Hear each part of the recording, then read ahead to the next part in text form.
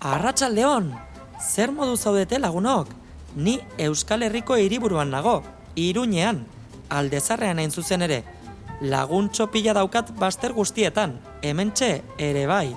Ziur aurkeztu behar dizuedan pertsonaia, baietz ezagutu. Lurra da. Lur planetaren oinarrizko elementuetako bat da. Inoiz ez duzue zuen etxeko edo eskolako baratzetan ezer landatu?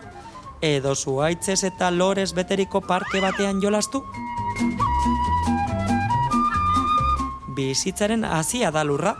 Bertatik sustraiak elikatu, landareak edo zuhaitzak hasi, eta hauek sortutako oksigenoa gizakiok eta izaki bizidun guztiok arnasten dugu. Zein garrantzitsua den gure lurra maitea, ezta?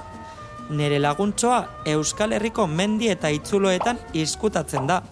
Kokapen zehatza, ez dizuet emango, sekretua da.